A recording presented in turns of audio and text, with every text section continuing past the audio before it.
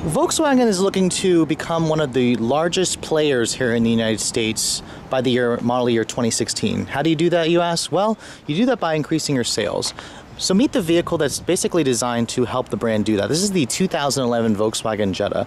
Now, 2011 marks the first model year of the MK6 Jetta. This is the 6th generation of the company's popular seller. You know, it's pretty funny here. In the US, the Jetta is the brand's best-selling model. However, all around the world, the Golf is actually the best-selling model. As you know, the US does not, or the US prefers sedans over hatchbacks. Now, the 2011 Jetta actually got a lot of mixed reviews when it came out. You know, Volkswagen did a lot of things to reduce the cost of this vehicle and make it more appealing to the US buyer. For example, they lengthened the vehicle, they made the back seat much roomier, which is basically what US buyers wanted. They also reduced the price significantly. I believe they cut the price by about $3,000 from the 2010 model, and you get away with that by doing several things. The independent rear suspension went to a torsion beam. The interior got a lot of cheaper materials. Some of the premium features that were available on the 2011 Jetta have been switched over just to make this car, you know, compete more in the line with a Civic and a Corolla. Now, the Jetta is actually available in several different flavors, kind of like a Civic. You have basically the gas engine, which is the 2.5 liter 5-cylinder that most will have, and then you also have the diesel. And then in 2012 you had the GLI, which came back, and then now in 2013 there's the hybrid. This particular one that I'm showing you is a 2011 SEL with a 2.5 liter 5-cylinder. This is basically the highest trim, you know, gasoline powered Jetta you can buy back in 2011. You know, you can distinguish it as an SEL from the badge in the back. It's got these 17-inch wheels, the fog lights. It's a pretty nice looking car. It almost has a baby Audi kind of look to it. You can see this car is a lot longer and, you know, bigger than the presence it gives you from like a Civic or a Corolla. The SEL does come standard with Volkswagen's smart entry system. So basically, when the door is locked, like right now, keep this typical Volkswagen key inside in your pocket or your purse. Come over here and touch the door handle, and it unlocks the door for you. Now, looking at the interior, this particular SEL tester has the black leatherette, the VTEX leatherette interior. There is no actual real leather available on the Jetta. I believe the 2010 models had that.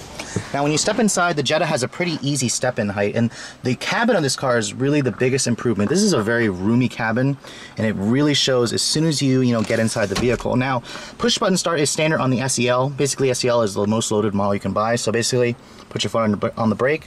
The button is down here to start the engine, and what you have to do is you do have to push and hold it, otherwise it will not start.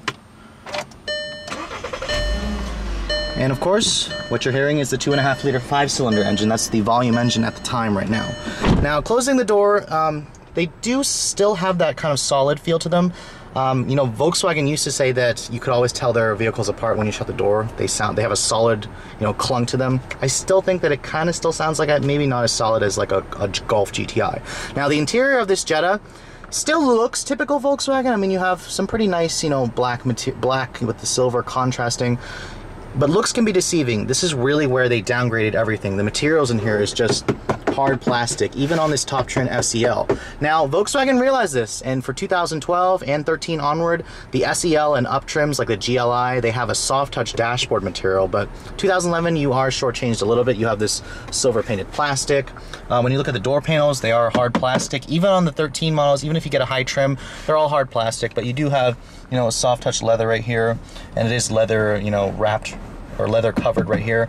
The windows are automatic up and down for the driver and the front passenger, and the backseat passenger too, but I believe it's only on this SEL trim.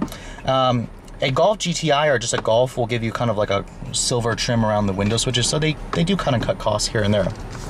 I do like the steering wheel on this car. It's got a very nice, you know, leather stitch, a nice fat bolstering extension. The leather feels very smooth. The steering wheel in general feels very smooth and very nice in your hands. Now, this particular one does have, you know, just kind of your simple gauges. The GLI, if you guys have been in one of those, they kind of just take the gauges off the GTI. Now, looking at the center stack here, it's pretty actually simple to use. Now, this nav system is standard on the Jetta SEL. You can see there's the map. This is a 5-inch touchscreen, which is actually pretty small in terms of touchscreens. And you know, for a touchscreen, it is relatively responsive when you push, like when you bring up, you know, band here.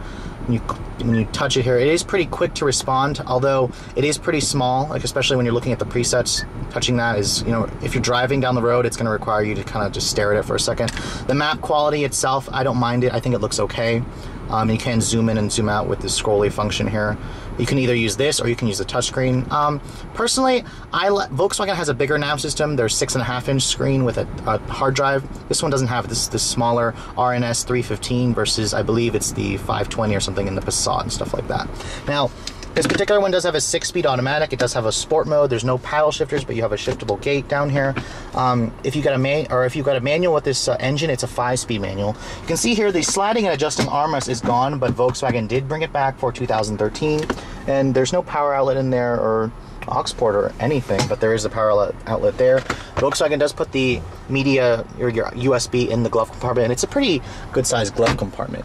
Now, this vehicle does have a sunroof along with your Bluetooth and then the expected, you know, German style sunroof controls with a little twisty knob. It works pretty well. Overall, the interior of this car, while it may not, you know, be nice to touch, it still looks good, and I think that's what's really important here. Now, the back seat of the Jetta is really where it got a big upgrade from the 2010 model. Previously, Jettas had one of the smallest back seats in the class. That is no more. You can see here with the legroom back here, it's really huge. This is probably the best in the class in terms of rear seat legroom, and you do have, you know, kind of your door lock switch here. They got rid of the rear vents here. The 2010 models, the previous models used to have that, and then you still luckily get an armrest back here with a pass-through. The seats, I believe, are one-piece folding, which is why they give you the pass-through. But unfortunately, when you close the door panels, they're still the same hard touch plastic, but it is soft touch right here where your elbows are going to rest. Now, trunk capacity in the Jetta is also class leading. You're going to get about 15 cubic feet and with this nice wide opening. And actually, I lied, the seats are 60/40. You can pull this right here and it folds the seats down, and they also give you a pass-through. Overall, it's a very nicely finished trunk.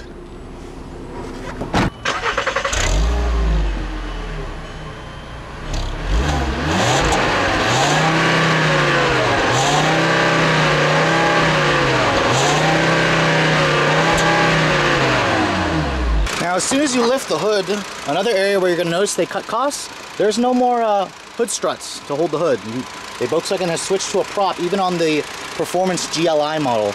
But anyways, here's the engine that most people are going to buy a gas Jetta with. This is the company's corporate 2.5-liter inline 5-cylinder. It's a carryover motor from the MK5. The numbers are 170 horsepower and 177 foot-pounds of torque, paired with a 6-speed automatic and driving front wheels. Gas mileage is rated at 2431 on regular gas. Your other gas option is an engine that I would probably avoid. That's the 2-liter 4-cylinder. And that engine actually dates back to the MK4 Jetta, which makes 115 horsepower. That is essentially there to be the cheap model. Avoid it, go for this one. Volkswagen is planning to replace this model with a 1.8-liter turbocharged 4 with about 150 horsepower in the future. So those of you who want the latest technology may want to wait. Otherwise, let's take a look at how this pairing works together.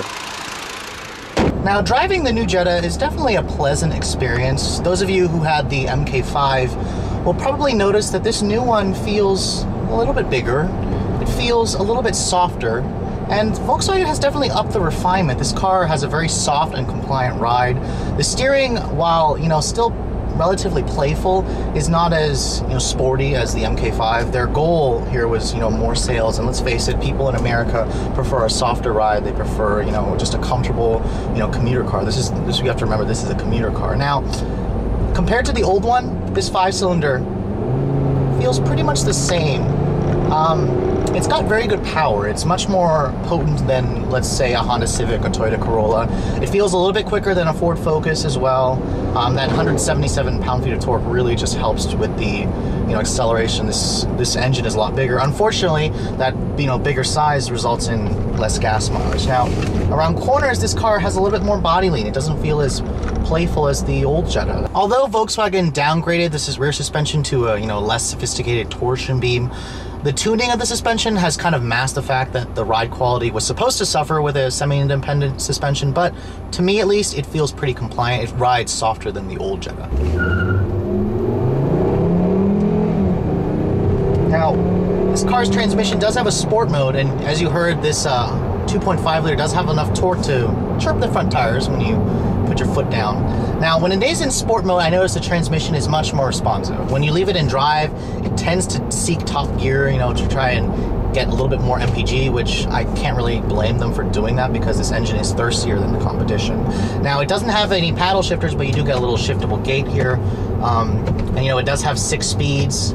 like most of the competition. And you know, the shiftable gate works okay. Honestly, I probably don't think most owners will use it. Occasionally they will use the sport mode, as I do like the way the transmission behaves in sport mode.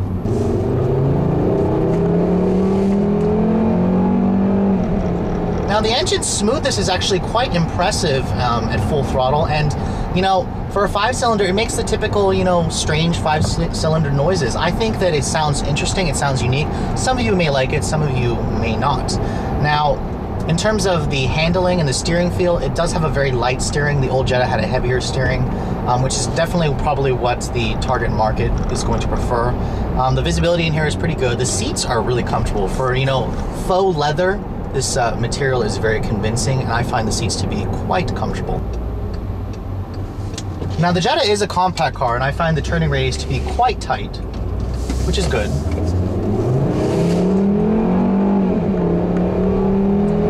I mean, again, 0 to 60 times are about 8 and a quarter, maybe 8.5 seconds, which is competitive. It's actually better than most other, you know, compact cars in the class. So where does the Jetta, you know, fall into a very crowded segment? You know, you have a lot of choices out there. You have the new Sentra, you have the Ford Focus, you have the Honda Civic, the Corolla, the Mazda 3, Kia Forte, Hyundai Elantra. There's so many choices out there. How could you possibly decide? Well, I still think that the Jetta brings that, you know, German feel, that German uniqueness. Although it has lost a little bit in an effort to, you know, pursue a little bit more sales, they still managed to keep some of it intact. I'm definitely, you know, more inclined to recommend the GLI or the TDI or the hybrid even over this 2.5. I think that the 2.5 probably is ready to be retired soon. I think that Volkswagen can't replace this engine soon enough, just because, you know, it does have decent power, but it's definitely falling behind in terms of the gas mileage. So if you guys are in the market for a compact car and you want something with a bigger back seat, you know, conservative but clean styling, very simple, you know, user-friendly interior, I definitely would recommend the Jetta, especially the 2013 updates that they've made. Those of you who, you know, want something a little bit cheaper probably should look at the competition, because even though Volkswagen lowered the price, this car can still get pretty expensive when you are looking at high trims. But anyways, hope you guys have enjoyed my overview of this 2011 Volkswagen Jetta SEL. Thanks so much for watching. I'll catch you all later.